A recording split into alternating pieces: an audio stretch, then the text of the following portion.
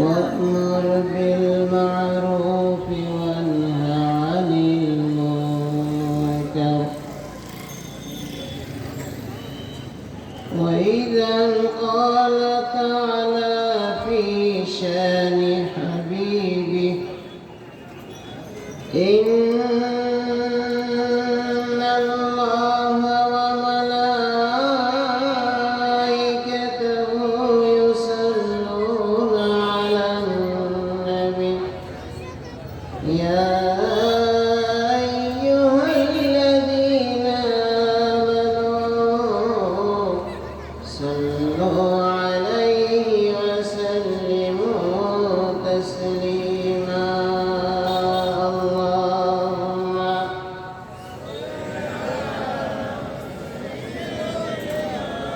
مولانا محمد وعلى آل سيدنا شفيعنا محمد اللهم صل على سيدنا مولانا محمد وعلى آل سيدنا رسولنا محمد فوق النبيين في خلق وفي خلق ولم يدانوه في علم ولا كرم اللهم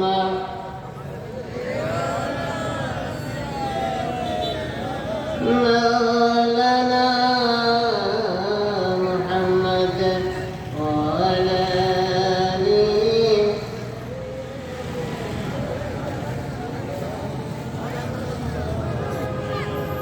بلغ العلا بكماله كشف الدجى بجماله حسنت جميع خصاله صلوا عليه آله ضربا بلغ العلا كشف الدجى بجماله حسنت جميع خصاله صلوا عليه وآله যারা দাঁড়িয়ে আছেন বসে পড়ুন আল্লাহ রাব্বুল আলামিন বান্দাকে ভালোবেসে জাহান্নাম থেকে মুক্তির জন্য অসংখ্য উপায় করে দিয়েছেন।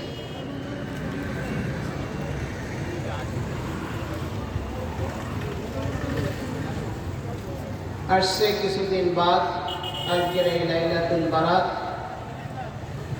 বান্দার মুক্তির জন্য আল্লাহ রাব্বুল আলামিন ব্যবস্থাপনা রেখেছেন। রমজান মাস তার জীবনে দুনিয়া ও আখিরাতের কল্যাণের জন্য রহমত বরকত নিয়ে আসছে আমাদের মাঝে রমজান মাস। জাহান্নাম মুক্তির ব্যবস্থা নিয়ে আসছে রমজান মাস, আর গুনাহ মুক্তির ব্যবস্থাপনা নিয়ে আসছে রমজান মাস। আমরা আল্লাহ রাব্বুল আলামিনের কাছে ফরিয়াদ জানাই, রব্বুল আলামিন আমাদের সবাইকে সে পর্যন্ত সুস্থ রাখুন। জোরে বলুন আমিন। আম্বিয়া কিরাম হযরত আদম আলাইহিস সালাম থেকে শুরু করে আমাদের নবীজি মুহাম্মদ রাসূলুল্লাহ সাল্লাল্লাহু আলাইহি ওয়াসাল্লাম পর্যন্ত সব নবীকে রব্বুল আলামিন পাঁচটি এলেম শিক্ষা দান করেছে। তাওহীদের ইলম, রিসালাতের ইলম, আখিরাতের ইলম, আরেকটা হলো দুনিয়া জীবনটা কিভাবে সে সঠিকভাবে পরিচালনা করবে তার এলেম। আর একটা এলেম হলো আল্লাহর তাওহীদকে বান্দা বান্দির মাঝে প্রচার করবার জন্য, আল্লাহর আইন আল্লাহর কানুন বান্দা বান্দিকে শিক্ষা দেওয়ার জন্য ওয়াজের এলেম। কয়টা এলেম দিয়েছেন? 5টা। একত্ববাদের এলেম, রিসালাতের এলেম, আখিরাতের এলেম, আর একটা 4 নম্বর হলো কি কাজ করা বৈধ, কি কাজ করা হারাম। 5 নম্বর হলো আল্লাহর পরিচয়, আল্লাহর তাওহীদ কি জিনিস, এই পৃথিবীতে কি কাজ নিয়ে তারা আসছে, কোন দায়িত্বে দায়িত্বশীল ইত্যাদি বিষয়ে বুঝ দেওয়ার জন্য ওয়াজের ইলম। এই মৌলিক 5টা জ্ঞান আদম আলাইহিস সালাম থেকে শুরু করে রাসূলুল্লাহ সাল্লাল্লাহু আলাইহি সাল্লাম পর্যন্ত সবাইকে আল্লাহ রাব্বুল আলামিন শিক্ষা দিয়েছেন। তারা এই শিক্ষাটা নিয়ে পৃথিবীর বুকে এই 5টি জ্ঞানের প্রসারের কাজ সব নবী তার সমাজে, তার যুগে, তার এলাকায়, তার দেশে কাজ করে গেছেন। যেমন সুবহান। বর্তমান 2025 সাল, ইংরেজি ঈসাই সাল। এই সময় পৃথিবীতে কোনো নবী আছে? একটু হা না বলবেন। পৃথিবীতে কোনো নবী আছে? তো এই দায়িত্ব কারা পালন করবে? উলামায়ে ইকরাম। এজন্য রাসূলুল্লাহ সাল্লাল্লাহু আলাইহি ওয়াসাল্লাম বলেছেন, উলামা উম্মতি কামবিয়ে বনি ইসরাঈল। উম্মতি মুহাম্মাদীর মধ্যে যারা আলেম, সহিহ ইলমের অধিকারী এবং আমল করে, বনি ইসরাঈলের এক একজন নবীর সমতুল তারা। জোরে বলে সুবহানাল্লাহ। মুহতারাম হাজিরিন, আম্বিয়া ইকরাম সমাজে ওয়াজ করতেন, আল্লাহর তাওহীদকে বুঝাতেন, নবীর রিসালাতকে বুঝাতেন, দুনিয়ার জীবন কিভাবে সুন্দর করা যায়, আখিরাতের জীবন কিভাবে সুন্দর করা যায়, তালিমাতে নাফিয়া ইত্যাদি বিষয় যেভাবে বুঝাতেন, আল্লাহর নবী সেই দায়িত্বটা দিয়ে গেছেন সমাজের উলামা সম্প্রদায়কে কিয়ামত পর্যন্ত। জেনে বলেন সুবহানাল্লাহ। আজকে এই মাহফিলের কর্তৃপক্ষ, এই মাহফিলের ম্যানেজমেন্টে যারা আছেন সবাই কষ্ট করেছেন। এখানে মানুষ এদিক ওদিক ঘোরাফেরা না করে দলে দলে কবরস্থানে যায়, এদিক যায় ওদিক যায়, ঘোরাঘুরি করে। এইভাবে সময় নষ্ট না করে তারা যদি দিনের বয়ান শুনে, ওয়াজ শুনে, কোরআন হাদিসের, তাহলে তাদের জীবন ধন্য হবে, তাদের জীবন বিপদ কেটে যাবে, তারা দুনিয়া আখিরাতে সুখী মানুষ হতে পারবে। এই জন্য কর্তৃপক্ষের এই আয়োজন, এটা কি ভালো না খারাপ? এটা ভালো কিনা? জোরে বলি আলহামদুলিল্লাহ। আপনারা যারা দাঁড়িয়ে আছেন বসে পড়ুন, ফাঁকা জায়গা আছে। কোরআন হাদিসের ইলম শিখলে, জানলে, জ্ঞান অর্জন করলে জীবনে ক্ষতি হয় না লাভ হয়? তো সেই লাভটা করিয়ে দেওয়ার জন্য কর্তৃপক্ষ, ম্যানেজমেন্টে যারা আছেন, এই সুন্দর একটা সামিয়ানা এখানে ম্যানেজ করেছেন, এই মাইক ভাড়া করেছেন, এই উলামা ইকরামকে দাওয়াত দিয়েছেন, এই আপনাদেরকে বসার ব্যবস্থা করেছেন। আল্লাহ রাব্বুল আলামিন তাদের এই আয়োজনকে কবুল করুন। যারা বলেন আমিন। আল্লাহ রাব্বুল আলামিন তাদের নেক মাকসুদ যেটা রয়েছে দিনের এই বয়ান করতে গিয়ে, মাকসুদ আল্লাহ কবুল করুন। যারা বলেন আমিন। মুহতারাম হাজিরিন, আমাদের কথা শুনে জায়গা থেকে একটা মানুষ নামাজ পড়ে, নামাজ পড়ার আগে কি আর কোনো কাজ আছে তার? নামাজ কি একটা ইবাদত, নামাজ কি একটা আমল। এই আমল করবার জন্য তার কি দরকার? ঈমান দরকার। নামাজ যদি কবুল হতে হয়, আসছে রমজান কবুল হতে হয়, হজ যদি কবুল হতে হয়, যাকাত যদি কবুল হতে হয়, হজ ইত্যাদি ইত্যাদি ইবাদত যদি কবুল হতে হয়, তাহলে বান্দাকে কি করা লাগবে? ঈমান আনা লাগবে। একজন সুন্দর করে নামাজ পড়লো, অথচ রাসূলকে তারা সাপোর্ট করে না, রাসূলের প্রতি আস্থা বিশ্বাস, রাসূলের রিসালাতকে তারা মানে না। খুব নামাজ পড়লো, রাসূলকে অস্বীকার করে, তার নামাজ কোনো কাজে আসবে না। রোজা রাখলো, অথচ রাসূলকে সাপোর্ট করবে, রাসূলের আদর্শকে সাপোর্ট করে না, তার রোজার কোনো কাজ নাই।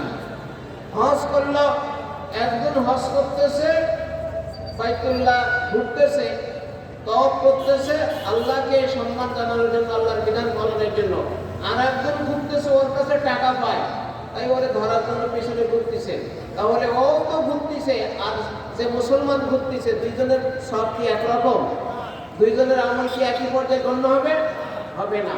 কারণ সে ঘুরতেছে টাকা পাওয়ার জন্য, আর যিনি মুমিন মুসলমান তিনি ঘুরতেছেন আল্লাহর সন্তুষ্টির জন্য। সুবহানাল্লাহ। এজন্য যে কোনো আমল এটা কার্যকর হওয়ার জন্য শর্ত হলো ঈমান লাগবে তার আগে। শূন্যর পিঠে শূন্য যতই দেন না কেন কোনো মান বাড়বে না, কিন্তু একটা এক লিখে শূন্য দিলে 10, আর একটা শূন্য দিলে 100, আর একটা শূন্য দিলে 1000। আপনার আমার আমল এটা যদি কার্যকর হতে হয় তাহলে আমলের আগে কি লাগবে? একটু বলতে হবে, ঈমান লাগবে। আর সেই ঈমান শিরিক মুক্ত ঈমান লাগবে, সেই ঈমান ভেজাল মুক্ত ঈমান লাগবে, নেফাক মুক্ত ঈমান লাগবে, মুনাফিকি মুক্ত ঈমান লাগবে। যদি সেই রকম ঈমান হয়, সেই ঈমান আনার পরে আপনি যদি একবার জোরে বলুন সুবহানাল্লাহ, আপনি যদি বলুন আল্লাহু আকবার, কোনো কিছু নেক আমল করেন, নামাজ পড়েন, রোজা রাখেন, হজ করেন, যাকাত দেন, দান করেন, ইত্যাদি ইত্যাদি নেক কাজ করেন, ঈমান থাকার কারণে এখন এক একটা করে নেক আমল করবেন। ওই একের ভিতরে শূন্য দিলে 10 বেড়ে যায়, আবার 100 হয়, 1000 হয়। এইভাবে ঈমান আনার পরে যত নেক কাজ করবেন আপনার সব শুধু বাড়তে থাকবে। জেনে বলে সুবহানাল্লাহ। মুহতারাম হাজিরিন, এখন ঈমান আনতে হয় কোন জায়গায়? কিভাবে ঈমান সৃষ্টি হবে? ঈমান সৃষ্টি হওয়ার জন্য আল্লাহ রাব্বুল আলামিন মায়া করে দয়া করে তিনি পাঠিয়েছেন তার হাবিব মুহাম্মদ রাসূলুল্লাহ সাল্লাল্লাহু আলাইহি ওয়াসাল্লামকে। আল্লাহকে কি কেউ দেখেছেন? আল্লাহকে আমরা দেখি নাই, তবে আল্লাহর একত্ববাদ স্বীকার করতে, আল্লাহর প্রতি প্রেম ভালোবাসা টান এটা সৃষ্টি করতে আগে যেতে হবে মুহাম্মদ রাসূলুল্লাহ সাল্লাল্লাহু আলাইহি ওয়াসাল্লামের কাছে। এই জন্য রাসূলকে যদি কেউ ভালোবাসে, রাসূলকে তার আদর্শ মেনে নেয়, তাহলে রাসূলুল্লাহর বক্তব্য শুনে, বয়ান শুনে মানুষ এবার আল্লাহ থেকে ধাবিত হয়। সুবহানাল্লাহ। আল্লাহ কয়জন? আমার সাথে কথা বলতে হবে, হাত তুলে দেখা যাবে আল্লাহ একজন। একত্ববাদে বিশ্বাসী আমরা এই কথাটা পাইলাম কার কাছে? মুহাম্মদুর রাসূলুল্লাহ সাল্লাল্লাহু আলাইহি সাল্লামের কাছে। এই জন্য আমল আর ঈমান আগে কোনটা? আমল আর ঈমান আগে কোনটা? ঈমান। সেই ঈমান সৃষ্টি হতে, ঈমান সৃষ্টি করতে আমাদেরকে প্রথম সন্তান নিতে হবে, প্রথম ভালোবাসতে হবে, প্রথম সাপোর্ট করতে হবে মুহাম্মদুর রাসূলুল্লাহ সাল্লাল্লাহু আলাইহি সাল্লামের কাছে।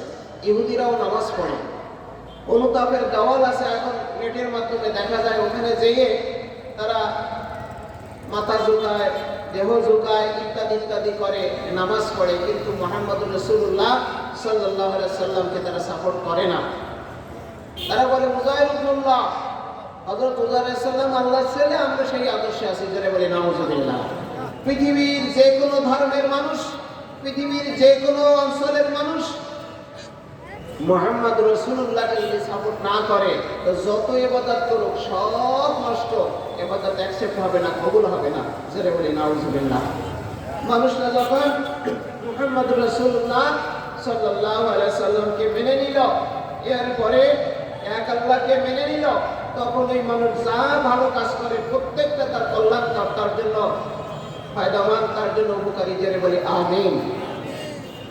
আজকে লাইলাতুল বরাতে অনেকে কবর জিয়ারত করতেছে, চাচ্ছে, আসতেছে, আবার অনেকে নফল নামাজ পড়বে ইত্যাদি, কিন্তু সে রাসূলুল্লাহর আদর্শকে ভালোবাসে না, রাসূলুল্লাহকে ভালোবাসে না, তাহলে তার ইবাদত কোনো কাজে আসবে? এজন্য আগে ঈমান সৃষ্টি হতে হবে। ঈমান ভিতরের কাজ, ঈমান বিশ্বাসের কাজ, ঈমান আস্থার কাজ। এক আল্লাহকে বিশ্বাস করতে হবে, সাথে সাথে নবী মুহাম্মদ রাসূলুল্লাহ সাল্লাল্লাহু আলাইহি সাল্লামকে বিশ্বাস করতে হবে, মেনে নিতে হবে। আমরা কোটি কোটি মুসলমান বাংলাদেশে সবাই রাসূলুল্লাহর আদর্শকে কি ভালোবাসে? আমার কথা একটু জবাব দিবেন। এই কোটি কোটি মুসলমান রাসূলের আদর্শকে কি ভালোবাসে? রাসূলের আদর্শ সমাজে প্রতিষ্ঠিত হোক এই কথা চায়? সবাই চায় না। কোরআনের সমাজ, কোরআনের আদালত কায়েম হোক, হাদিসের আদালত কায়েম হোক, সমাজের সবাই চায়। অথচ উনি কিন্তু আব্দুল্লাহ, উনি আব্দুর রহিম, উনি আব্দুর রহমান, উনি রাসূলের আদর্শে চায় না। আল্লাহর আইন কানুন সমাজ রাষ্ট্রে কায়েম হোক উনি চান না।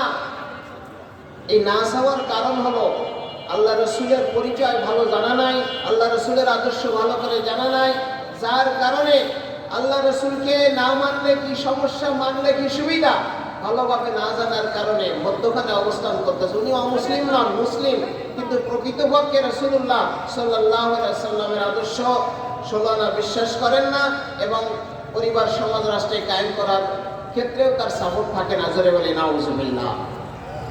এই জন্য শুধু আমল করলে বাঁচা যাবে না, আমলের আগে সঠিক কারেক্ট পিওর ইমানের মালিক হতে হবে। যদি আমরা কারেক্ট ইমানের মালিক হতে পারি তাহলে আমাদের আমলটা আল্লাহ রাব্বুল আলামিন কবুল করবেন। জোরে বলুন সুবহানাল্লাহ। মুহতারাম হাজিরিন, কখনো কখনো ইমান এসে গেছে, আল্লাহ রাব্বুল আলামিন ওই বান্দা বা বান্দিকে নেক কাজ করার এখনো পর্যন্ত সুযোগ দেন নাই, অথচ ইমানটা সহি হওয়ার কারণে, খাঁটি হওয়ার কারণে, পারফেক্ট হওয়ার কারণে ওই বান্দা বা বান্দিকে আল্লাহ রাব্বুল আলামিন মাফ করে দিয়েছেন জীবনের গুনাহ থেকে এবং জান্নাতি ঘোষণা করেছেন। জোরে বলি সুবহানাল্লাহ। অনেক নজির এরকম আছে, কিন্তু এটা স্পেশাল কেস। কারো কারো ক্ষেত্রে এটা কার্যকর, কিন্তু খাঁটি ইমানদার হওয়ার জন্য আরো কাজ রয়েছে মুসলমানের। হযরত উমর রাদিয়াল্লাহু তাআলা আনহুর সময় ইরানের মাঝে একটা রাষ্ট্র, এই রাষ্ট্রের যিনি দায়িত্বশীল ছিলেন তিনি একজন যুবতী মহিলা। এই সম্রাজ্ঞী ওই এলাকায় বসবাস করে, মুসলিম এরিয়ায় ডাকাতি করে, সম্পদ নিয়ে যায়, পাহাড়ের উপরে দুর্গ করে ওই জায়গায় থাকে, পানির ব্যবস্থা আছে, সম্পদ নিয়ে খায় দেয়, মুসলমানের শহরে শহরে আক্রমণ করে, লুটতরাজ করে সম্পদ নিয়ে যায়।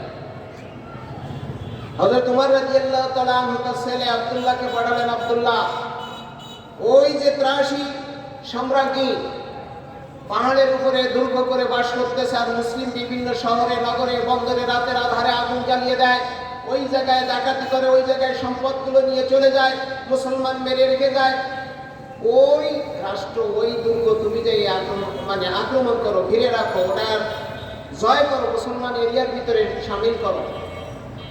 হযরত আব্দুল্লাহ চলে গেলেন 3000 সেনা নিয়ে, যে ওই দুর্গটা তিনি ঘেরাও করলেন। কিন্তু পাহাড়ের উপরে দুর্গ, উপরে যখন তারা আসে নিচেই তারা যায় এটা অ্যাটাক করে, ঘেরাও করে, ওখান থেকে পাথর মারে, তীর মারে, সেনারা পারে না, মুসলমানরা ফিরে আসে। হযরত আব্দুল্লাহ ওই জায়গায় গেলেন, যাওয়ার পরে ঘেরাও করলেন। ওদের দূরবীন আছে, দূরবীন দিয়ে নিচের দিকে দেখে পাহাড় থেকে কারা আসছে, কেমন সেনা, কতগুলো অস্ত্র আছে, কিভাবে কি দূরবীন দিয়ে দেখে। হযরত আব্দুল্লাহর এই বাহিনী যখন ওই রানীর দুর্গ ঘিরে ফেললো, তখন রানী দেখতেছে, আমাকে দেখতে দাও, ওরা কারা। দেখে যে নওজোয়ান সব তাওহীদবাদী মুসলমান, তারা ঘিরে রেখেছে। রানী তখন বলল সেনাপতিকে, এদের সাথে যুদ্ধ করা যাবে না। সেনাপতি বলল, কারণ কি, এটা যুদ্ধ করা যাবে না কেন? তখন যুবতী রানী বলতেছে, ওর ভিতরে একটা ছেলে আছে, আমার খুব ভালো লাগে, আমি তার প্রেমে পড়ে গেছি, কাজেই ওদের সাথে যুদ্ধ নয়, শান্তি চুক্তি করো। রানী দূত পাঠালো হযরত আব্দুল্লাহ ইবনে উমরের কাছে, সেনাপতি। তিনি বললেন, কি জন্য এসেছো? তাই আমরা আপনাদের সাথে যুদ্ধ করব না, সন্ধি করব, তবে আপনাদের মাঝে সুন্দর যে ছেলেটা আছে, ওই ছেলেটা রানী নিয়ে যেতে বলেছে পাহাড়ে। তখন বলছে, এটা তো দেওয়া যাবে না, এই ছেলেকে যদি আমরা দেই, আপনারা নেন, তাহলে আপনার রানীকে আমাদের দুটো জিনিস দিতে হবে। দূত চলে গেল যে ওই ছেলেকে দেবে, তবে আপনাকে দুটো জিনিস দিতে হবে। কি কি জিনিস? আপনার বহির অংশ দেওয়া লাগবে ওই মুসলমানদেরকে, ভিতর অংশ দেওয়া লাগবে মুসলমানদেরকে। রানী বলল, বহির অংশ যে দিতে হবে এটা বুঝলাম, তাদের কাছে সারেন্ডার করতে হবে, কিন্তু ভিতরের অংশ দেওয়া মানে কি আমি বুঝি না, আবার যাও। হযরত উমরের সন্তান আব্দুল্লাহ ইবনে উমর আসলে পরে বলে দিলেন, ভিতরে যদি ভিতর অংশ দেওয়ার অর্থ হলো আমাদের কাছে সারেন্ডার করা লাগবে, সাথে সাথে ভিতরে ঈমান আনয়ন করা লাগবে। জোরে বলি সুবহানাল্লাহ। এই অবস্থার মধ্যে দিয়ে রানী বলল, যেহেতু ছেলেটা আমার পছন্দ হয়েছে, আমার জীবন সঙ্গী হিসেবে গ্রহণ করব, ভিতরে যদি কালেমা পড়া লাগে, ঈমান সেট করা লাগে, তাতেও রাজি আছি। রানী সেনাবাহিনী নিয়ে নিচে নেমে আসলো। আসবার পরে এবার আব্দুল্লাহ ইবনে ওমরের কাছে হাজির হয়ে বলতেছেন, আপনি কি মুসলমানদের প্রধান? আব্দুল্লাহ ইবনে ওমর বলেন, আমি মুসলিম প্রধান নই। মুসলিম প্রধান, মুসলিম রাষ্ট্রের যিনি প্রধান তিনি হলেন হযরত ওমর। উনি মদিনায় আছেন, আমাকে সেনাপতি হিসাবে আপনার এরিয়ায় পাঠিয়ে দিয়েছেন।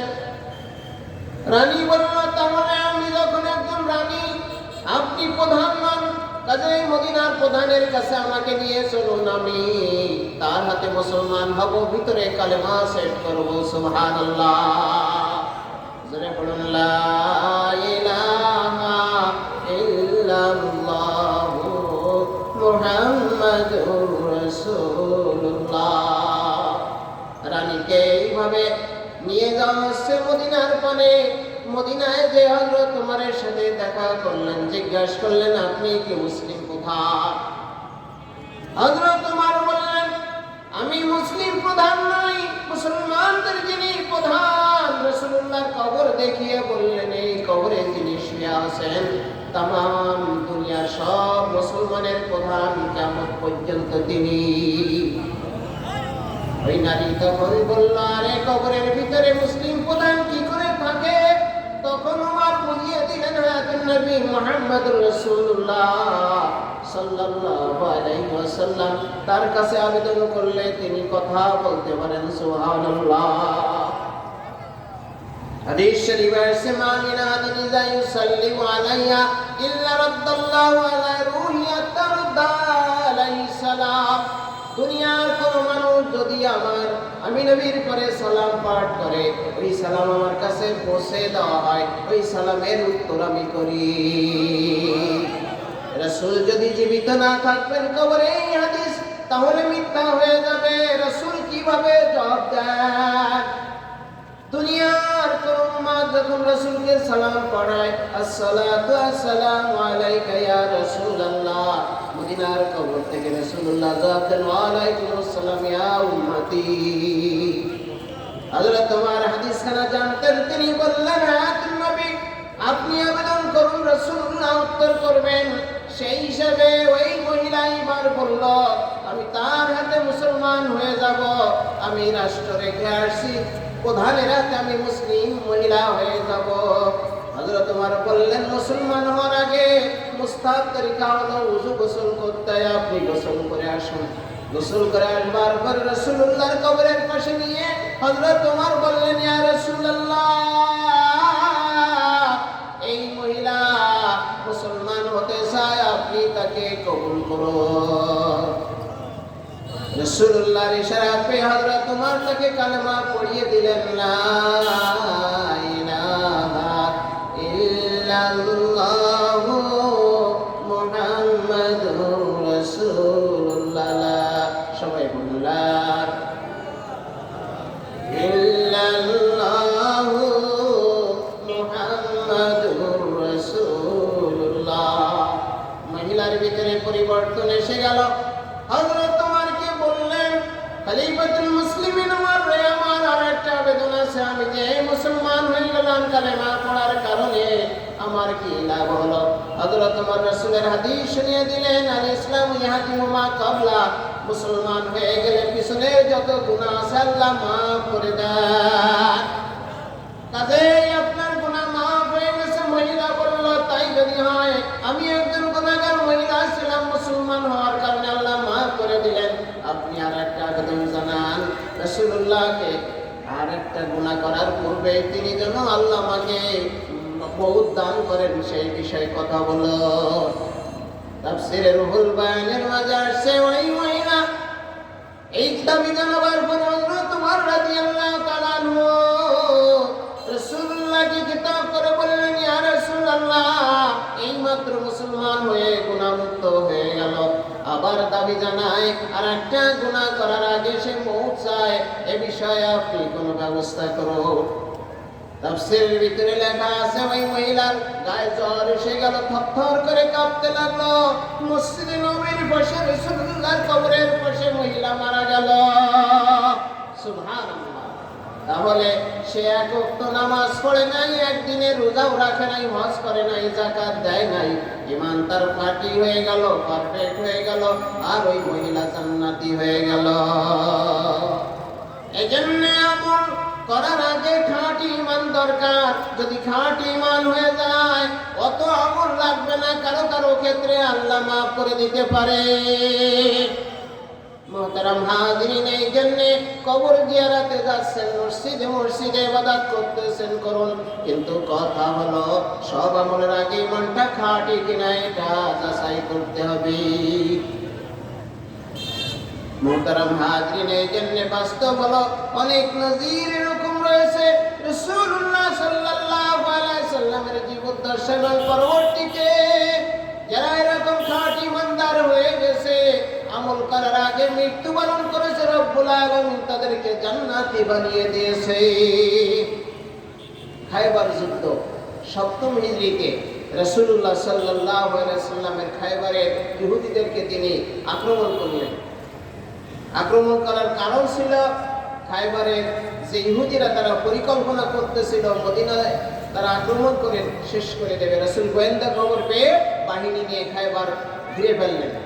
তো খায়বার যখন ঘিরে ফেলছে, দুর্গ দুর্গ করে তারা বসবাস করত, ভোরবেলায় ভোর রাত্রে আক্রমণ হয়েছে। ওরা দেখে বলল যে শেষ হয়ে গেছে, যা মুহাম্মদ আল খামিস, মুহাম্মদ রাসূল এসেছেন আর পঞ্চবাহিনী নিয়ে হাজির হয়েছেন, কাজে আর আমরা বাঁচতে পারবো না, আর বেরোয় না। কিন্তু একজন রাখাল বলল, আমি তো কাজের লোক, আমি যদি বেরিয়ে যাই তাহলে আমার কিছু বলবে না। কিছু পশু তাড়িয়ে মুসলিম বেড়াকে আসলে এসে বলল, আপনারা কেন আসছেন? ওই রাখাল ছিল একজন খ্রিস্টান। তো বলছে, আমরা এ দেশে আসছি দিনের দাওয়াত দেওয়ার জন্য, দিন প্রচার করার জন্য, দিন কায়েমের জন্য। তখন বললো, আমরা তো একদিনে ঈসার দিনের পরে আসি, না আবার লাগবে কেন? ওই ঈসার দিন ওটা রিজেক্ট হয়েছে, ওটা শেষ। সাইয়্যিদুল আম্বিয়া মুহাম্মদ রাসূলুল্লাহ সাল্লাল্লাহু আলাইহি সাল্লামের আগমন ঘটে গেছে। কাজে রাসূলুল্লাহ সাল্লাল্লাহু আলাইহি সাল্লামের পরে ঈমান আনা তামাম দুনিয়ার মানুষের পরে ফরজ। তিনি যে কালেমা প্রচার করতেছেন সেটা মেনে নেওয়া, পড়া, জীবন সেইভাবে চালানো এটা সবার দায়িত্ব। রাখাল বালক জিজ্ঞেস করলো, উনি মানে কি প্রচার করতেছেন? তাকে বলা হলো, উনি বলতেছেন লা ইলাহা ইল্লাল্লাহু মুহাম্মাদুর রাসূলুল্লাহ। ভাই, লোকটার সাথে কি দেখা করা যায়? সাহাবীরা বললেন, আসো, তোমাকে তার তাঁবুতে নিয়ে যাই। রাসূলুল্লাহ সাল্লাল্লাহু আলাইহি সাল্লামের কাছে ছেলেটা হাজির হয়ে বলতেছেন, আপনি মুহাম্মদুর রাসূলুল্লাহ, আমি ঈসা নবী দিনে বিশ্বাসী, তবে গল্প শুনেছি বাপদাদার কাছে শেষ নবী আসতেছেন পৃথিবীতে, তিনি হলেন মুহাম্মদুর রাসূলুল্লাহ সাল্লাল্লাহু আলাইহি সাল্লাম। তো আপনার দিনে যদি আমি প্রবেশ করি, আপনার দিন গ্রহণ করি, ধর্ম গ্রহণ করি, আমার লাভ কি? রাসূলুল্লাহ সাল্লাল্লাহু আলাইহি সাল্লাম বললেন, আমি তোমার জান্নাতের জামিন হয়ে যাব। সুবহানাল্লাহ। রাসূলুল্লাহর জান্নাত দেওয়ার পাওয়ার আছে, কারণ রাসূলের সুপারিশ আল্লাহ মানেন। সুবহানাল্লাহ। কয় আর কি পাবো? রাসূলুল্লাহ বললেন যে তোমার সাথে আমি মুআনাকা করব, কোলাকুলি করব। তা আমি একটা কালো মানুষ, কত সুন্দর মানুষ, আপনি আমাকে জড়াই নেবেন? রাসূলুল্লাহ বললেন, যে আমার দিন গ্রহণ করে, আমার দাওয়াত গ্রহণ করে, একেবারে আমি তার সাথে এক হয়ে যাই। ধরে বলি সুবহানাল্লাহ। তাহলে রাসূলুল্লাহ কালেমা গ্রহণ করলে বললেন, তোমার জান্নাতের জামিন হব আমি, আর তোমাকে আমি আমার বুকে জড়িয়ে নেব। রাসূলুল্লাহ সাল্লাল্লাহু আলাইহি সাল্লামের সামনে যুবক হাত বাড়িয়ে দিল এবং বলল, আমাকে মুসলমান বানিয়ে নিন।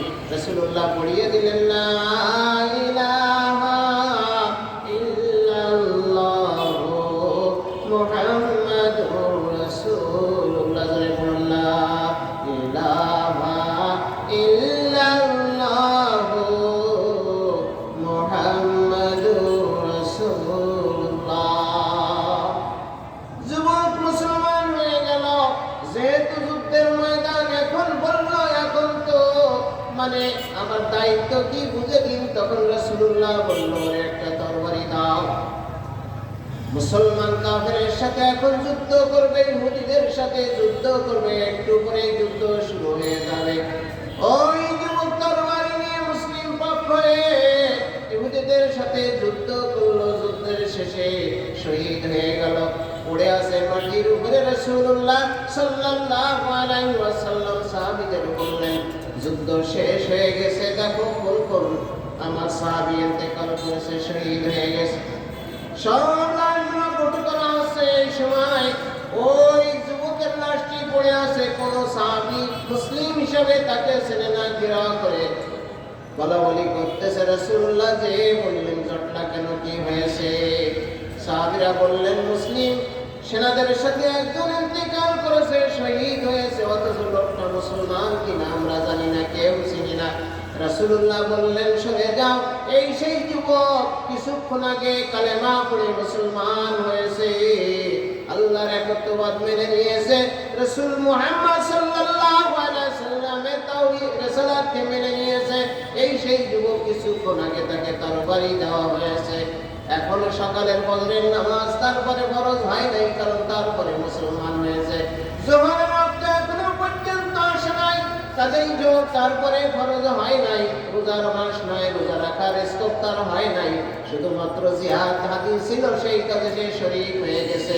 আল্লাহ তার গুনাহ মাফ করে দিয়েছে, শহীদ হিসাবে কবুল করে নিয়েছে। সুবহানাল্লাহ।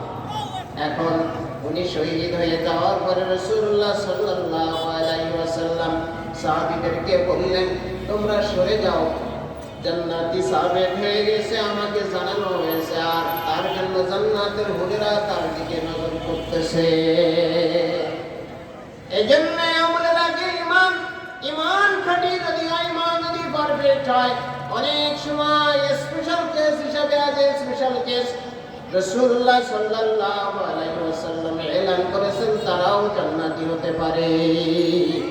এজন্য আমলের দাম বেশি না ইমানের দাম বেশি? আমল বড় না ইমান বড়? এজন্য ইমান আগে যথার্থ গ্রহণ করুন। যদি আপনার রিসালাতে মুহাম্মাদি মানতে কোনো সমস্যা না থাকে, তার আদর্শ মানতে কোনো রকম আপনি দ্বিধাদ্বন্দ্বে না থাকেন, আর একত্ববাদে বিশ্বাসী, তার সাথে কাউকে শরীক না করেন, নেফাকি না করেন, ইত্যাদি ইত্যাদি যদি না করেন, তাহলে খাঁটি ইমানের কারণে আল্লাহ আমাকে মাফ করতে পারেন। যেরকম সুবহান। তবে শরীর নিয়ম যেটা কোরআন সুন্নাহর বয়ান থেকে যেটা আসছে, এই পৃথিবীর বুকে মুসলমানেরা দুটো দায়িত্ব নিয়ে আসছে। কটা দায়িত্ব মনে রাখবেন? কটা দায়িত্ব? এক নম্বর, আল্লাহর তাওহীদকে মেনে নেবে, আর রিসালাতে মুহাম্মাদীকে মেনে নেবে। এই মেনে নেওয়ার পরে ঈমান তার প্রাথমিক পর্যায়ে হয়ে গেল। হয়ে যাওয়ার পরে আল্লাহর আইন কানুন মেনে আল্লাহর ইবাদত করবে। ওয়ানি'বুদুনি, আমার ইবাদত করো। এজন্য ইবাদত কি? নামাজ। ইবাদত কি? রোজা। ইবাদত কি? হজ। ইবাদত কি? যাকাত। ইবাদত কি? দান খায়রাত। ইবাদত কি? কুরবানি। ইবাদত কি? জিহাদ। দুটি জিনিসের মাধ্যমে ঈমানের পূর্ণতা আসে। যত শরীয়তের ইবাদত আছে, ইবাদতগুলো বান্দা যথাযথভাবে করবে। এই যথাযথভাবে ইবাদত করবার পরে বান্দার আরেকটা ঈমান পূর্ণতার জন্য আরেকটা দায়িত্ব থেকে যায়। সেই দায়িত্বটা হলো, বান্দাকে তার জীবনের টার্গেট হলো আল্লাহর উবুদিয়তের পরে বহাল থাকবে, আল্লাহর ইবাদতে জীবনকে লাগিয়ে রাখবে। সাথে সাথে আরেকটা দায়িত্ব হলো আল্লাহর দ্বীন পরিবার সমাজ রাষ্ট্রে কায়েমের সংগ্রামে থাকবে। আপনারা কি থাকবেন ইনশাআল্লাহ? আল্লাহর দ্বীন কায়েম করবার জন্য যথার্থভাবে প্রস্তুত থাকতে হবে। নাকি নিজে নিজে নামাজ পড়েই শেষ, নিজে নিজে রোজা রেখেই শেষ, নিজে নিজে হজ করেই শেষ? সূরা আসরের জন্য আল্লাহ জান্নাতে যাওয়ার শর্ত দিয়েছেন কয়টা? আসলে 4টা। উযুর ফরজ কয়টা? উযুর ফরজ কয়টা? এই 4টার যদি একটা বাদ থাকে, উযু হবে? জান্নাতে যাওয়ার শর্ত হলো 4টা। 1 নম্বর হলো ওহীর জ্ঞান ধারণ করা, ইল্লাল্লাযীনা আমানু। 2 নম্বর হলো ওহীর জ্ঞান অনুযায়ী আমল করা। 3 নম্বর শর্ত হলো ওহীর জ্ঞান জলে জলে প্রচার করা। 4 নম্বর শর্ত হলো এই জ্ঞান প্রচার করতে গেলে সমাজে আপনার বিরোধিতা শুরু হয়ে যাবে, আপনার বাণিজ্যে ঘাটতি আসবে, আপনার আধিপত্যে ঘাটতি আসবে, সমস্যা সমস্যা সমস্যা, জেলখানায় যাওয়া লাগতে পারে, কারাগারে যাওয়া লাগতে পারে, আল্লামা সাইদির মতো ইনজেকশন দিয়ে মারতে পারে। আপনি যখন দিন কায়েমের সংগ্রামে জড়িত হয়ে যাবেন, আল্লাহ রাসূলের আদর্শ নিয়ে সামনে এগোতে থাকবেন, আয়না ঘরেও ঢুকাতে পারে। মোহতারাম হাজরিন, এই জন্য প্রত্যেকটি মুমিন মুসলমানের দুটো দায়িত্ব, আনিবুদুনি, ইবাদত বলতে যা আছে তার মধ্যে মগ্ন থাকবে, আর একটা হলো আল্লাহর দ্বীন, রাসূলের দ্বীন সমাজে রাষ্ট্রে প্রতিষ্ঠার জন্য কাজে লেগে যাবে। আপনারা কি রাজি আছেন? আল্লাহর দ্বীন কায়েম করবার জন্য সেই কাজে যুক্ত হতে রাজি আছেন? তাতে যদি জেলে যাওয়া লাগে, তাতে যদি ফাঁসি হয়ে যায়, তাতে যদি টর্চারিং সেলে নিয়ে যায়, তাতে যদি আয়না ঘরে ঢুকায়, আল্লাহুম্মা আমিন। মুহতারাম হাজিরিন, সাহাবায়ে কেরামের জীবনের দিকে লক্ষ্য করে দেখেন, তারা আল্লাহর ইবাদতে মগ্ন ছিল। কোন ওয়াক্ত নামাজ কাজা কি হতো তাদের? কোন রোজা কি ছাড়তেন তারা? কোন নফল ইবাদত করতে কি পিছনে থাকতেন? দান খয়রাত করতে কি পিছনে থাকতেন না? ইবাদত বলতে যা কিছু মশহুর আছে, প্রচলিত আছে, কাজে তারা জড়িত থাকতেন। আর দিনের বেলায় তারা দিন কায়েমের বিরোধী যারা ছিল, ইসলামের বিরোধী যারা ছিল, তাদের সাথে তরবারি নিয়ে ময়দানে লড়তেন না? লড়ে নাই?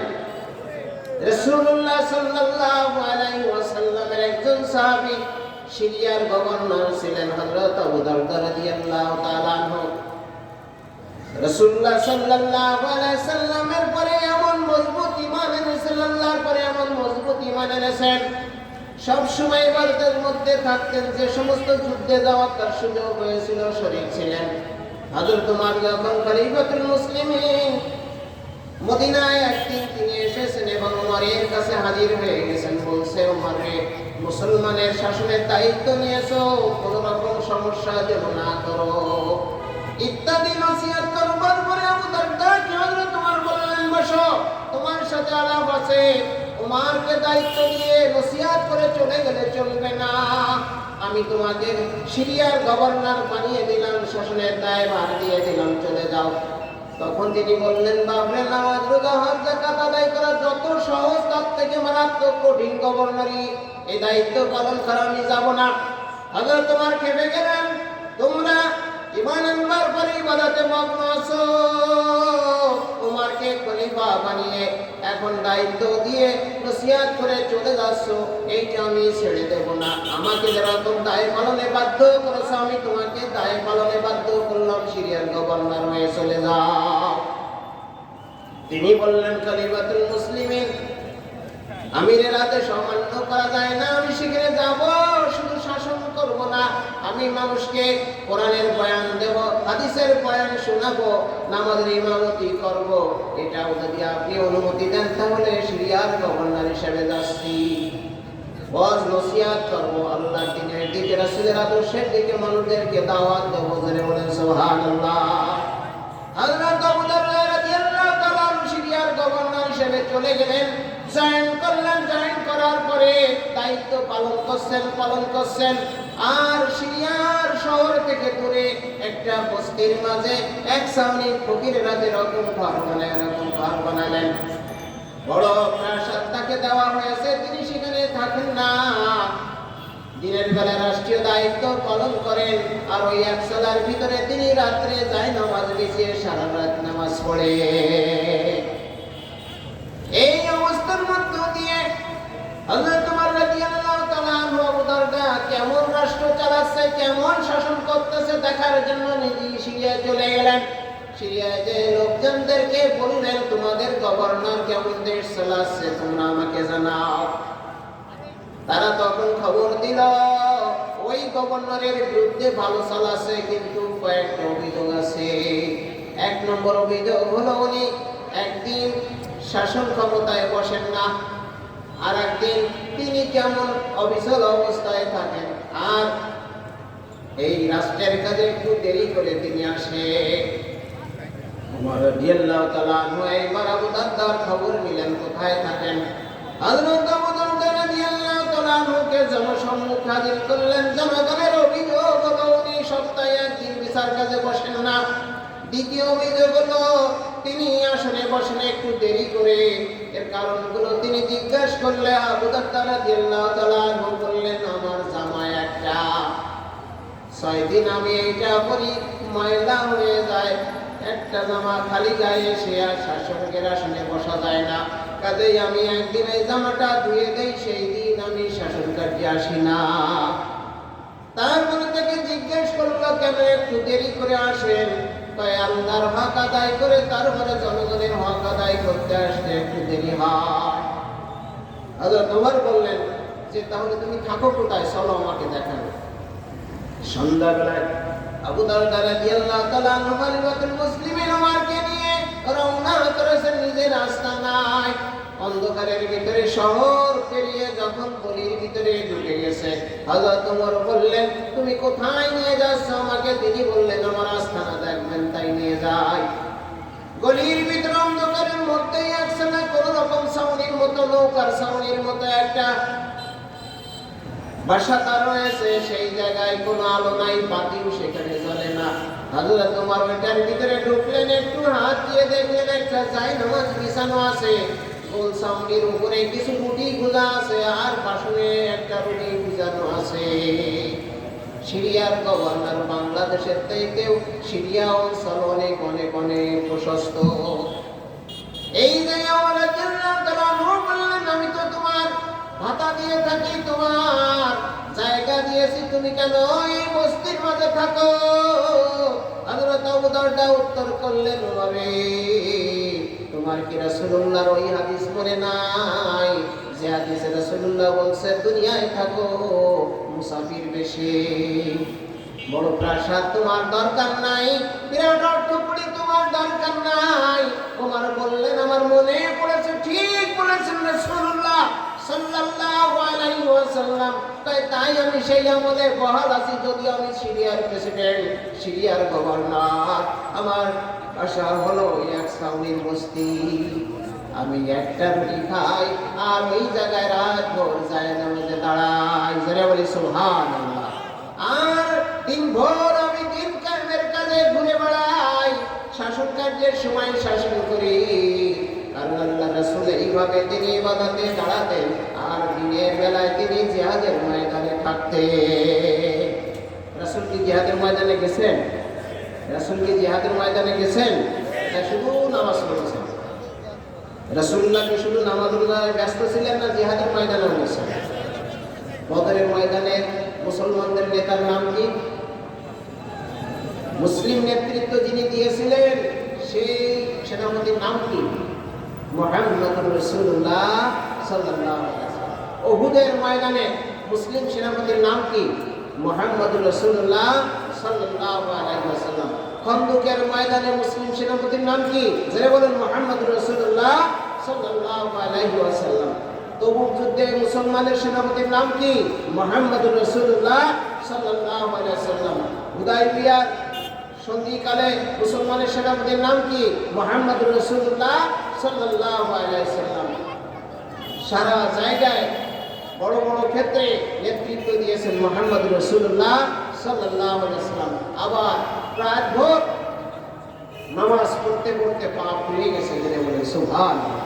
আজকের এই লাইলাতুল বরাত যদি ওয়াজ শুনতে শুনতে ইবাদত করতে করতে ভোর হয়ে যায়, আপনারা কি রাজি আছেন তাদের সময় দিতে? সবাই কি রাজি আছেন নাকি চলে যাওয়ার জন্য ব্যস্ত? মুহতারাম হাজরিন, এই জন্য আমাদের মুরব্বী সাহাবায়ে কেরাম, আমাদের মুরব্বীর মুরব্বীর মুরব্বী মুহাম্মদুর রাসূলুল্লাহ সাল্লাল্লাহু আলাইহি ওয়াসাল্লাম, আমরা ইসলাম পালন করব রাসূলের মতো, আমরা ইসলাম পালন করব সাহাবায়ে কেরামের মতো, আমরা ইসলাম পালন করব আল্লাহর ওলিদের মতো। রাতে যায় নামাজে, দিনে দিন কায়েমের সংগ্রামে রাজি আছেন কিনা? ইনশাআল্লাহ। আমরা এটা বুঝি না। যদি নামাজ পড়ি আর জিকির আজকার করি আর তেমন কিছু করি না, সমাজে সুদ দিয়ে ভরে গেল, সমাজে ঘুষ দিয়ে ভরে গেল, সমাজে আয়না ঘর বানিয়ে মানুষকে জুলুম করে করে মারা হলো, ইত্যাদি ইত্যাদি। এইগুলো যদি চলতে থাকে আর আমি শুধু আল্লাহু আকবার রাকাতের পর রাকাত সারা রাত নামাজ পড়ি, তাহলে আমার কাজটা কি সাহাবাদের সাথে মিলবে না ছেড়ে যাবে? সাহাবীদের সাথে মিলবে না। মুহতারাম হাজিরিন, এই জন্য ইমানদারের দায়িত্ব কয়টা? ইমানদারের দায়িত্ব দুটো, একটা হলো ইবাদাতুল্লাহ আর একটা হলো খিলাফাতুল্লাহ। সুবহানাল্লাহ। আমি সবসময় বলে থাকি, নামাজ রোজা হজ যাকাত করলাম, জিকির আজকার দিয়ে সাইদ ইসলাম পালন করলাম, আর সমাজে দিন কায়েমের জন্য যা করা লাগে করলাম না, তাহলে আমার ঈমান পরিপূর্ণ হলো না। ঈমান পরিপূর্ণ করতে কি দরকার? আল্লাহর সকল ফরজ ইত্যাদি ইত্যাদি যত রকম ইবাদত আছে তার ভিতরে থাকতে হবে, আর সাথে সাথে সবসময় চেষ্টা করে যেতে হবে আমার খুলনা মহানগরী, আমার সোনার বাংলাদেশ, আমার এই যে অঞ্চল, এখানে সাহাবায়ে কেরাম যেরকম দিনের বেলায় দিন কায়েমের সংগ্রামে থাকতেন, রাতের বেলায় ইবাদতের সংগ্রামে থাকতেন, আমরাও কি সেরকম থাকতে রাজি আছি কিনা ইনশাআল্লাহ? সবাই রাজি আছি কিনা ইনশাআল্লাহ? একটু তাকবীর বলুন, নারে তাকবীর, নারে তাকবীর। আল্লাহর ধ্বনি দিতে আমাদের কোনো লজ্জা নাই, শঙ্কা নাই, ভয় নাই। মুহতারাম হাজিরিন, সবাই পৃথিবীতে থেকে যাবেন না মারা যাবেন? থাকবেন না মারা যাবেন? এখন আমরা যারা মৃত্যুবরণ করবো, যারা করে গেছে, সাধারণ ঘরে বসে মৃত্যু হয়, সাধারণ রোগ বালায় হাসপাতালে মৃত্যু হয়, গাড়ির তলে পড়ে মৃত্যু হয়, আর একটা মৃত্যু হয় আর একজনের বুলেটের আঘাতে। আর একজনের বুলেটে, আমি কোনো অন্যায় করি নাই, আমি চোর নই, বাটপার নই, জালিম নই, কারো টাকা মেরে বিদেশে পাঠাই নাই, কেউ যদি আমাকে গুলি করে আমারও মরণ হয়ে গেল, এই মরণটার নাম কি? শহীদি মরণ। এই মরণটার নাম কি? শহীদি মরণ। শহীদি মরণ হলে হিসাব কিতাবের আর চিন্তা নাই। কিন্তু স্বাভাবিক ঘরে পড়ে পড়ে কেউ মানে চিকিৎসা ইত্যাদি বিপদের বলি, সে মরণে বিপদ আছে। যে মরণের বিপদ নাই, সংখ্যা মুক্ত, হিসাব কিতাব হবে না, সে মরণ শাহাদাতের মরণ। ধরে বলেন সুবহানাল্লাহ। আপনারা কোন মরণ চান? নিরাপদ মরণ না বিপদের মরণ? একটু দেখতে চাই। আল্লাহুম্মা আমিন। সাহাবায়ে কেরামের মতো যে জীবন, সেই জীবন চান কিনা? আম্বিয়া কেরামের যে জীবন, সেই জীবন চান কিনা? যদি চান তাহলে ভুল হয়ে গেছে। তাবলীগ জামাতে গেলাম, শুধু দাওয়াত দিয়ে বেড়ালাম, একটা নাই। পীর সাহেবের মুরিদ হলাম, নিজে আমল করি, একেবারে মুরাকাবা করে, সকালে ফজর নামাজ পড়ার পরে মুরাকাবা করে, তাসবিহ পড়ে, তারপরে আরো ইশরাকের নামাজ পড়ে, এরকম সকাল সন্ধ্যায় জিকির আজকার করে, কিন্তু সমাজ গুল্লাই গেল এটা দেখে না। আছে কি না? ভুল হয়ে গেছে ভাই।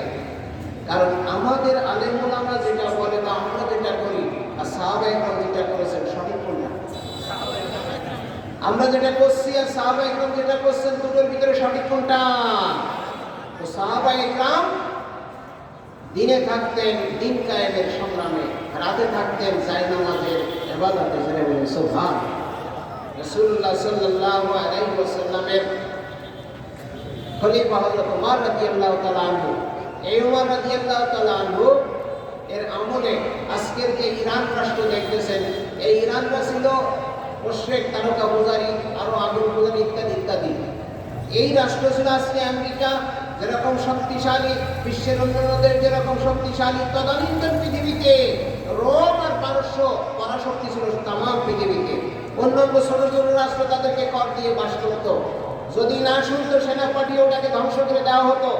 তো এই জায়গায় রাসূলুল্লাহ সাল্লাল্লাহু আলাইহি ওয়াসাল্লামের খলিফা হযরত ওমর রাদিয়াল্লাহু তাআলা আনহু তিনি বললেন, দজলা নদীর ওপারে যে ইরান আর এই আরবের সীমান্ত জুড়ে যে মানে ইরান জয় হয়ে যাওয়ার পরে ইরানের ভিতরে তিনি সেনা হযরত সাদ রাদিয়াল্লাহু তাআলা আনহুর নেতৃত্বে পাঠিয়ে দিলেন।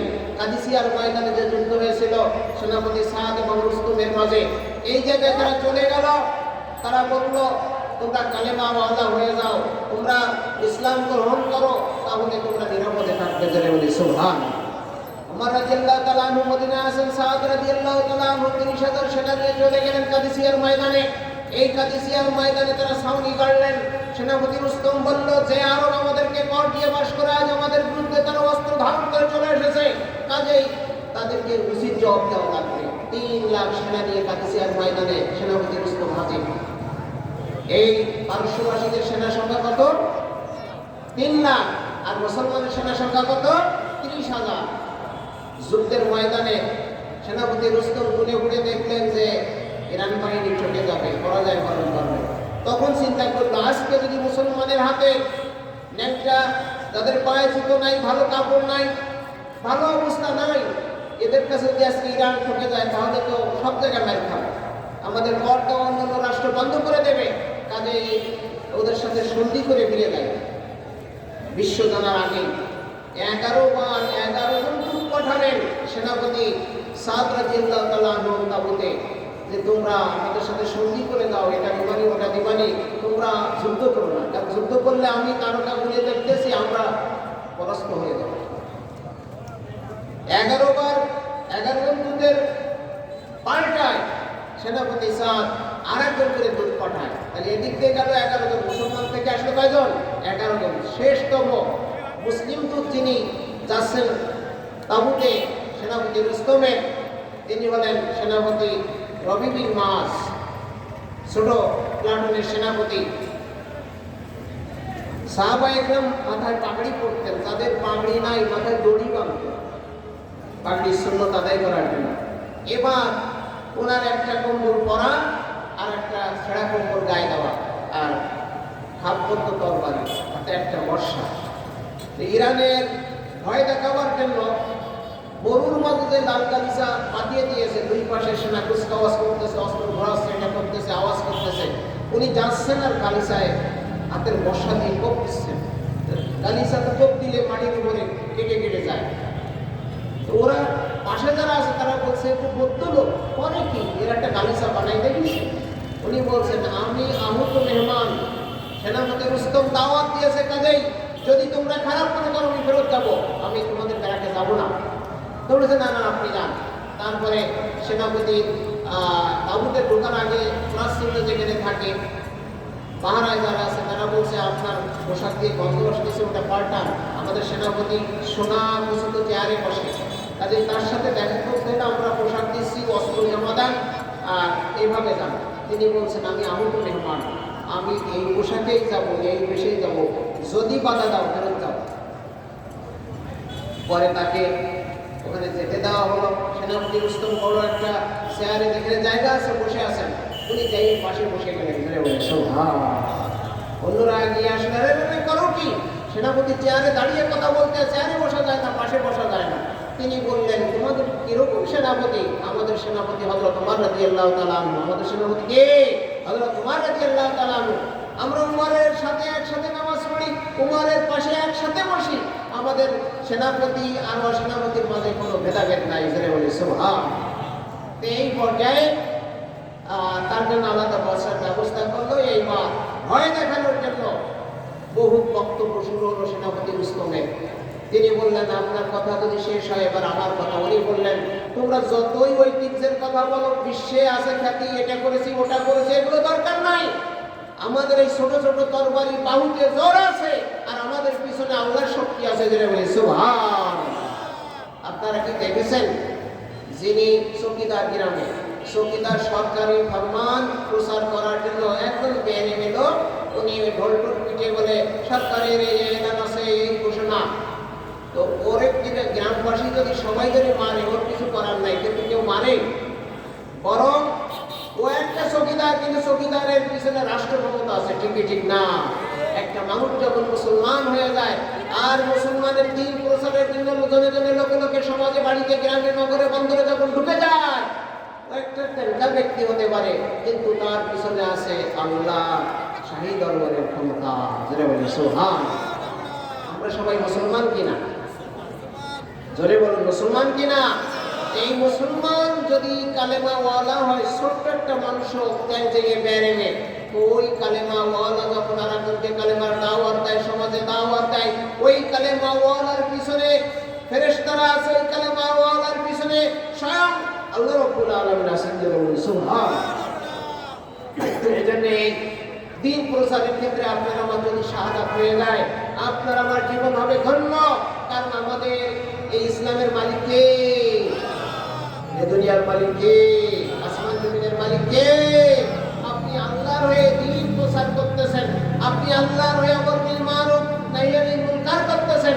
কাজে আপনাকে যদি কেউ মেরে দেয়, গেঁপে দেয়, যাই করুক না কেন, আপনি আল্লাহর হয়ে দাওয়াত দিয়েছেন, আপনার ভিতরে শক্তি কার?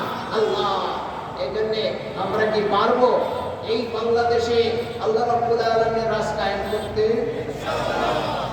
আমরা বলবো ইসলামী সরকার চাই, কোরআন হাদিসের আইন চাই, সংসদে কোরআন হাদিসের আইন জারি হবে, কোর্ট কাছারি জজ ব্যারিস্টার উকিল মুক্তার সবাই কোরআন হাদিসের রিসার্চ করে সেইভাবে কাজ করবে।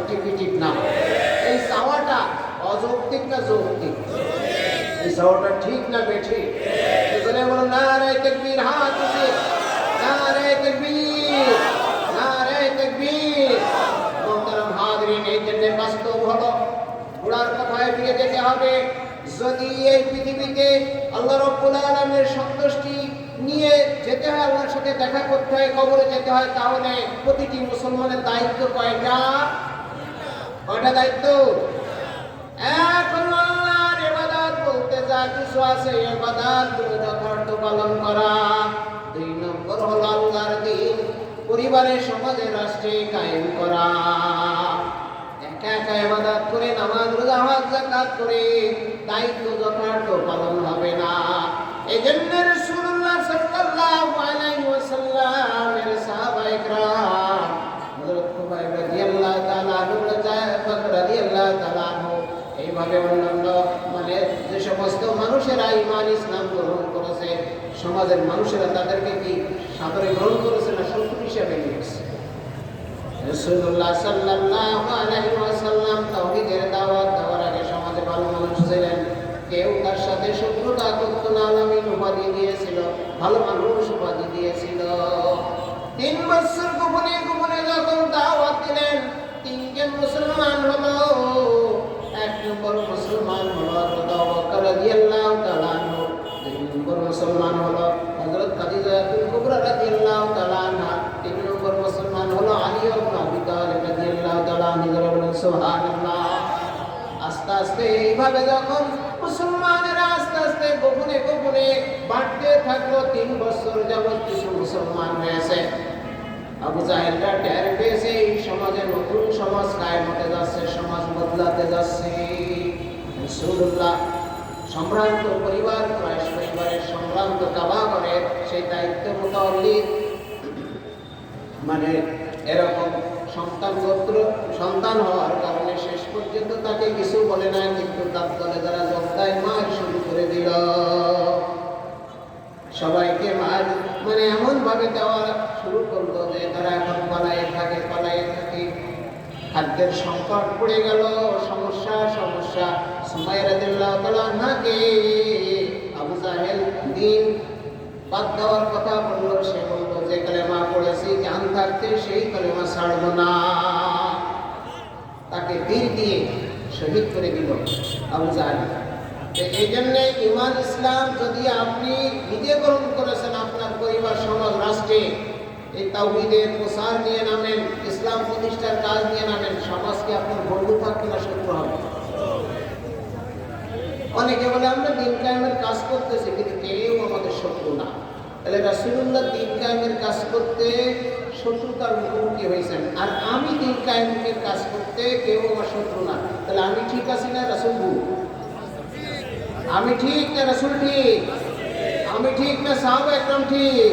মোহতারাম হাজরিন, আমি এমন ইসলাম পালন করতেছি যে ইসলাম পালন করতে গেলে সবাই বাড়িতে ভাত রাইতে খাওয়ায়, সবাই ফল কিনে খাওয়ায়, কেউ কোনো বিরোধিতা করে না। তাহলে আমার ইসলাম আর সাহাবা ইসলামের মাঝে অমিল হয়ে গেল।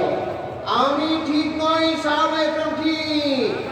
কোরআনে রব্বুল আলামিন সূরা তাওবা 100 নম্বর আয়াতে এজন্য বলেন والسابقون الأولون من المهاجرين والأنصار والذين اتبعوهم بإحسان رضي الله عنهم ورضوا عنه। ওই সাহাবীদের মাঝে আনসার মুহাজির যারা ছিল, তারা দিন কায়েমের সংগ্রামে যুক্ত হওয়ার কারণে রব্বুল আলামিন তাদের উপরে খুশি হয়ে গেছে। আমার পর্যন্ত যত উম্মত মুহাম্মাদি আসতেছে সাহাবায়ে কেরাম আনসার মুহাজিরের মাঝে যেরকম দায়িত্বশীল ছিল সেই রকম যদি মুমিনরা দায়িত্বশীল হয় কিয়ামত পর্যন্ত আমি আল্লাহ তাদের উপরে খুশি হয়ে যাব। আল্লাহ খুশি থাকুক আমাদের উপরে, এটা চাই না রেখে থাকুক। কোনটা চান? আল্লাহ আমাদের উপরে সন্তুষ্ট থাকুন, এটা চাই না অন্যটা চাই। হাজির, এই জন্য বাস্তব হলো যে আমাদের যদি আল্লাহকে সন্তুষ্ট করতে হয় কাম কয়টা? 1 নম্বর সকল ইবাদত করা, 2 নম্বর দিন কায়েম করা। 1 নম্বর কি? সকল ইবাদত করা, 2 নম্বর কি? দিন কায়েম করা। মোহতারাম হাজিরিন, আজকে আমরা দিন কায়েমের কাছ থেকে পিছনে। সব লোকে দেখেন দিন কায়েম করতে গেলে তো সাইদের মতো মেরে দেবে, দিন কায়েম করতে গেলে তো নিজামের মতো ফাঁসি দেবে, দিন কায়েম করতে গেলে তো মুজাহিদের মতো ফাঁসি দেবে। কাজে ওতে আমি নেই, টুকটাক ইবাদত করি আর ব্যবসা-বাণিজ্য করি, এই চলাফেরা করি, আমি মরতে রাজি নই। আপনি মরতে রাজি থাকুন বা না থাকুন, মরণ আপনাকে ধরবে কি ধরবে না? যদি সীসা নির্মিত ঘরের ভিতরে থাকো তাও তোমাকে খুঁজে পাবে। মুহতারাম হাজিরিন, এই জন্য আমাদের লাইফের পিছনের অনেক অংশ চলে গেছে। যদি এই যতটুকু টাইম আছে এই টাইমে যদি সাহাবায়ে কেরামের মতো জীবনযাপন করি, আম্বিয়া কেরামের মতো জীবনযাপন করি, আউলিয়া কেরামের মতো জীবনযাপন করি, তাহলে আল্লাহ রাব্বুল আলামিন হতে পারে আমাদের পিছনের গুনাহ মাফ করে জান্নাতি বানিয়ে দিবে। রাজি আছেন কিনা? ইনশাআল্লাহ। আপনি খেয়াল করবেন আপনার পাশের জন ইসলামী সরকার চায় কিনা, আপনার বিয়ে সাহেব ইসলামী সরকার চায় কিনা, আপনার ছেলে মেয়ে চায় কিনা, আপনার স্ত্রী চায় কিনা, দেখবেন ওপর কঠিন কাজ। তো কঠিন হলে দিন কায়েমের কাছ থেকে আমরা কি নিজেদেরকে গুটায় রাখবো? তাতে কি আমরা জান্নাত পাবো? জান্নাত পেতে হলে তাই করা লাগবে যা করেছেন সাহাবায়ে কেরাম। জাহান্নাম থেকে বাঁচতে হলে তাই করা লাগবে যা করেছেন সাহাবায়ে কেরাম। আজকে আমরা বুঝি না, আমরা ইমাম সাহেবরাও মসজিদের ইমামতি করি, যদি হক কথা বলি মসজিদটা চলে যাবে। সবাই আমাদের দাওয়াত খাওয়ায়, এখন দিন কায়েমের পক্ষে নয় অমুক সাহেব অমুক সাহেব। কাজে আমি এরকম খোলাখুলি যদি কথা বলি, খোলামেলা কথা বলি, তাহলে উনি খুশি ওনারা নারাজ। কাজে নারাজের দরকার নাই, ইবাদত কবুল হয় আর না হয় আল্লাহ। এই কথা বোঝা যায়নি? অথচ ইমাম সাহেবদেরকে আল্লাহ রাসূল সেই জায়গায় বসিয়েছেন যে জায়গায় ইসরায়েলের নবীরা ছিল। সুবহানাল্লাহ। বনি ইসরায়েলের নবীর মর্যাদা যা, একজন খাঁটি আলেম ইমামের মর্যাদা তাই। সুবহানাল্লাহ। আজকে আমরা এটা বুঝি না, আমরা বুঝি যে না আমার পেটটা তো ভালো মোটা আছে, খাই দেশ স্বাস্থ্য ভালো আছে, খাই তাই এই বাড়ি দাওয়াত দেয়, ও বাড়ি দাওয়াত দেয়, ও বাড়ি দাওয়াত দেয়, সব কথা বলে এখানে একটা ক্যান্সার কথা বলতে আমি নাই। এই হিসাব ভুল হিসাব। তাকে দিন কায়েমের কাজে জনে জনে ধরে জিজ্ঞাসা করতে হবে আপনি আল্লাহকে ভালোবাসেন কিনা, রাসূলকে ভালোবাসেন কিনা, আল্লাহর আইনে সমাজ চলুক এটা চান কিনা, আল্লাহ রাসূলের আদর্শে সমাজ চলুক চান কিনা। না চাইলে আপনার আমার লস হয়ে যাচ্ছে। এটা কি আমরা বলতে পারি? এটা কি জনে জনে বলতে পারি? বলতে গেলে খাওয়া দাওয়া